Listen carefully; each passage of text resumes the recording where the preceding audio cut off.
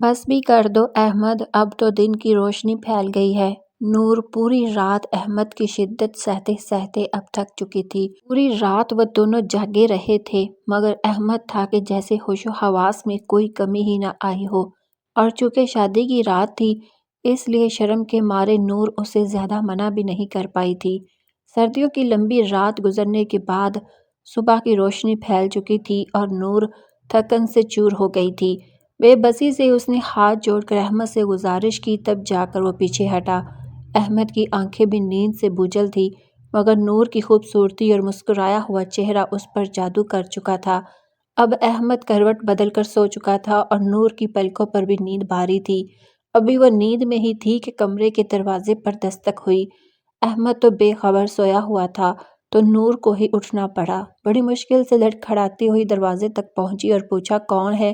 اس کی ساس کی آواز آئی، بیٹی 9 بج گئے ہیں، تمہارے گھر والے ناشتہ لے کر آ رہے ہیں، تم دونوں تیار ہو کر آ جاؤ۔ نور کا دل چاہا کہ وہ رو دے۔ صبح کے 7 بجے جا کر احمد نے اسے چھوڑا تھا اور وہ صرف 2 گھنٹے سو پائی تھی۔ ایک نظر احمد پر ڈالی جو بے خبر سویا پڑا تھا، پھر خاموشی سے کپڑے نکالے اور واش روم چلی گئی۔ نہا دھو کر تیار ہوئی اور باہر نکلی، تب تک اس کے گھر والے ناشتہ لے کر آئے تھے۔ فہمیدہ بیگم نے کہا، بیٹی احمد کو اٹھاؤ، کتنی بری بات ہے کہ تمہارے گھر والے آئے ہیں اور وہ سو رہا ہے۔ مگر نور دل ہی دل میں ہچکچا رہی تھی۔ رات بھر احمد کی شدت اور باتوں نے اسے ڈرا بھی دیا تھا۔ احمد نے کہا تھا، دل نہیں بھرتا، بس چاہتا ہوں یہ رات اور لمبی ہو جائے۔ یہ سوچ کر ہی دوبارہ اس کے قریب جانے کو دل نہیں چاہتا تھا، لیکن فہمیدہ بیگم کے کہنے پر وہ دبے قدموں کمرے میں گئی۔ احمد اب بھی گہری نیند میں تھا۔ نور نے اس کا ہاتھ پکڑ کر کہا، احمد جلدی اٹھیں، میرے گھر والے آ گئے ہیں، سب ناشتے پر آپ کا پوچھ رہے ہیں۔ احمد نے بمشکل آنکھیں کھولی۔ جیسے ہی اس نے نور کا تازہ دم چہرہ دیکھا تو پھر سے اس کے دماغ پر دیوانگی چھا گئی۔ اس نے نور کو کھینچ کر اپنی طرف کر لیا۔ نور تیار ہو کر آئی تھی اس لیے وہ ہچک کر اوپر گری اور وہ کہنے لگا، تمہارے پاس سے اٹھنے کو دل نہیں چاہتا، کمبخت رشتہ داروں نے تو ہمیں ایک پل کی تنہائی بھی نہیں رہنے دی۔ نور نے التجا دی، چھوڑ دے مجھے، لیکن احمد نے اپنی بات منوائی، پھر اسے چھوڑ کر نہانے چلا گیا۔ باہر آ کر تولیہ اس کے چہرے پر پھینکا اور ہنستے ہوئے کہا، میں ناشتہ کرنے جا رہا ہوں، تم دوبارہ نہا کر آنا اور وجہ بھی بتا دینا۔ نور کا دل بھر آیا مگر وہ چپ رہی۔ دوبارہ نہایا، تیار ہوئی، سر پر دوپٹہ اچھی طرح لیا تاکہ کوئی شک نہ کرے، پھر سب کے ساتھ ناشتہ کیا۔ ناشتے کے بعد احمد اسے بار بار آنکھوں سے اشارہ کرتا رہا کہ وہ کمرے میں آ جائے، لیکن نور تنگ آ چکی تھی اور فہمیدہ بیگم کے پاس ہی بیٹھی رہی۔ آخر کار احمد غصے میں دروازہ زور سے بند کر کے کسیانی صورت میں چلا گیا۔ اسی دن باراتی ویزے کے بعد ولیمہ تھا۔ نور چاندی اور سرمئی رنگ کی میکسی میں کمال لگ رہی تھی۔ احمد تو اس پر سے نظر ہی نہیں ہٹا پا رہا تھا۔ اسٹیج پر بیٹھتے ہی اس نے نور کا ہاتھ پکڑا اور سرگوشی کی، آج تو تم بچ نہیں پاؤ گی۔ لیکن نور تو آنکھوں سے نیند کے بوجھ سے ہاری ہوئی تھی۔ پوری رات بے خواب سارا دن جاگتی رہی تھی اور اب ایک اور رات کا خوف اس کے اندر بیٹھا تھا۔ رات کو نور کی والدہ نے کہا، ہمارے ہاں رواج ہے کہ ولیمے کی رات بیٹی میکے آتی ہے، اگلے دن داماد اور گھر والے لینے آتے ہیں۔ فہمیدہ بیگم نے فوراً اجازت دے دی مگر احمد کے چہرے سے ہوش اڑ گئے۔ وہ کہنے لگا، ہمارے ہاں ایسا رواج نہیں۔ فہمیدہ بیگم نے اسے بازو سے تھپکی دیتے ہوئے کہا، بس کرو، بڑوں کو ایسے جواب نہیں دیتے۔ نور جانتی تھی کہ احمد چاہتا ہے کہ وہ خود انکار کرے، لیکن نور نے اس کی طرف دیکھا تک نہیں۔ وہ اپنے والدین کے ساتھ گھر چلی گئی۔ جیسے ہی کپڑے بدل کر وہ سونے کے لیے لیٹی تھی تو احمد کا فون آنے لگا۔ نمرا نے فون اٹھایا۔ احمد بولا، یہ تمہارے گھر والوں کا کیا طریقہ ہے؟ ایسا کون کرتا ہے؟ نمرا نے کہا، احمد یہ ایک رسم ہے۔ وہ غصے سے بولا، بھاڑ میں جائے ایسی رسم، میں ابھی تمہیں لینے آ رہا ہوں، تم میرے ساتھ واپس چلو گی؟ احمد شدید غصے میں تھا۔ نمرا نے گھبرا کر کہا، احمد سمجھنے کی کوشش کرو، میں اپنے والدین سے کیا بہانہ بناؤں گی؟ احمد نے سخت لہجے میں کہا، جو چاہو بنا لو، مجھے کچھ نہیں پتا۔ اچھا یہ بتاؤ، تم نے کپڑے تو نہیں بدلے؟ نمرا نے دھیمی آواز میں کہا، میں تو کپڑے بدل کر سونے لگی تھی۔ احمد نے غرور سے کہا، مجھے کچھ نہیں سننا، میں بس پہنچ رہا ہوں، جلدی تیار ہو جاؤ۔ بالکل ویسی لگو جیسے ولیمے پر لگ رہی تھی، اور زیورات بھی پہن لینا۔ تمہاری ہر چیز میں اپنے ہاتھوں سے اتاروں گا، جیسے پہلی رات اتاری تھی۔ تم ہوتی کون ہو بغیر پوچھے کپڑے بدلنے والی؟ تم میری ہو، میری اجازت کے بغیر تم کچھ نہیں کر سکتی۔ نمرا کا دل جیسے سینے میں رک گیا۔ احمد کی آواز میں خوفناک غصہ تھا۔ نمرا نے التجا کی، احمد پلیز ابھی نہیں، میرے گھر والے پریشان ہو جائیں گے۔ احمد نے سرد لہجے میں کہا، مجھے فرق نہیں پڑتا کون کیا سوچتا ہے، تم میری بیوی ہو اور رات کو مجھے اپنے کمرے میں چاہیے، مجھے ہر رات اپنے بستر پر تم چاہیے، تمہارے پاس صرف 15 منٹ ہے۔ یہ کہہ کر احمد نے فون بند کر دیا اور نمرا گہری سوچ میں ڈوب گئی کہ یہ کیا کرے۔ سب سے پہلے اس نے اپنی والدہ کو سمجھایا، امی احمد کی طبیعت ٹھیک نہیں، میں اس کے گھر واپس جا رہی ہوں، پھر کبھی آ جاؤں گی۔ والدہ نے زیادہ روک ٹوک نہیں کی۔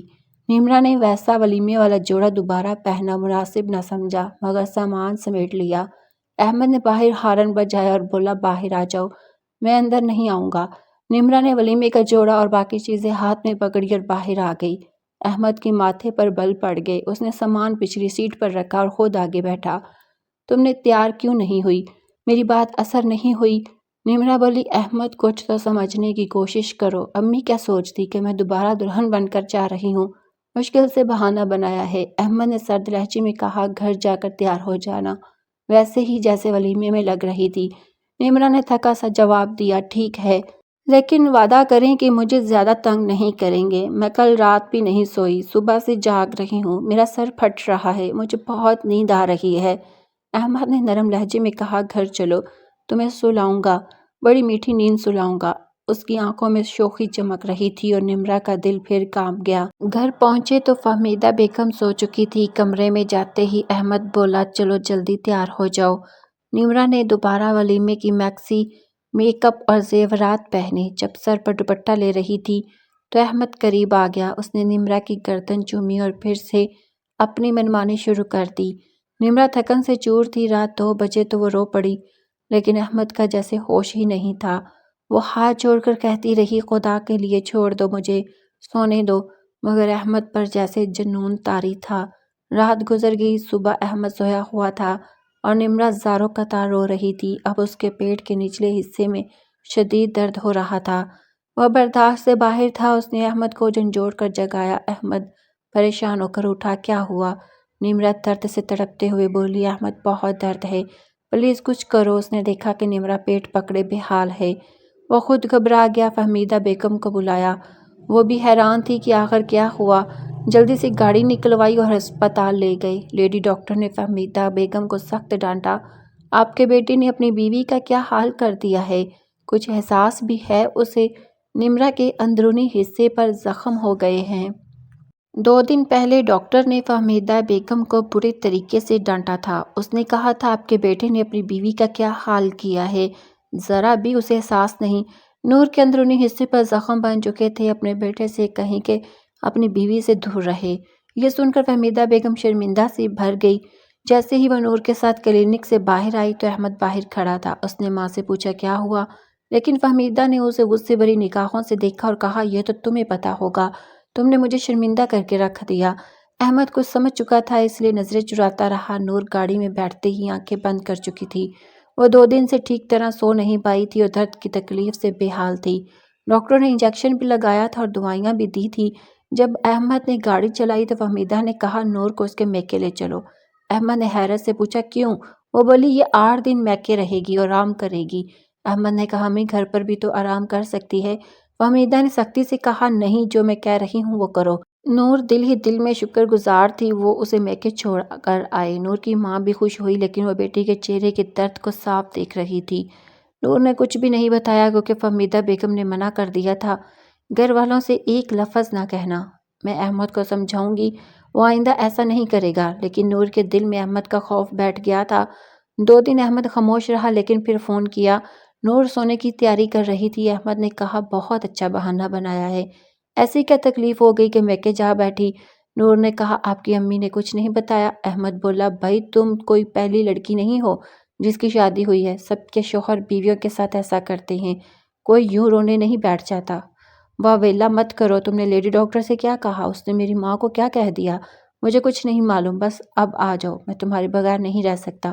نور نے فون بند کر دیا، خود تکلیف میں تھی اور احمد مسلسل پریشان کر رہا تھا۔ اس نے فیصلہ کیا کہ فون نہیں اٹھائے گی، بہانے بناتی رہی۔